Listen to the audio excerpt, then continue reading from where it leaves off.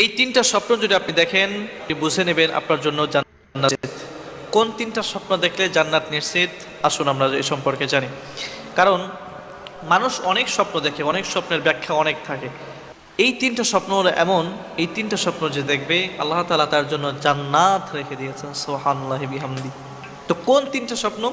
এক নম্বরে, যদি কোনো ব্যক্তি স্বপ্নে নবী করিম সাল্লাল্লাহু আলাইহি সাল্লামকে দেখে, তাহলে আপনি বুঝে নেবেন আপনার জন্য জাহান্নাম হারাম, আপনার জন্য জান্নাত নিশ্চিত। সুবহানাল্লাহ। কারণ আল্লাহ তাআলা বলেছেন যে আমার নবীকে যে দেখবে, স্বপ্নে যে দেখবে, সেই ব্যক্তির জন্য জাহান্নাম হারাম। আর যেই কোনো ব্যক্তি তো নবীজিকে দেখতে পারবে না।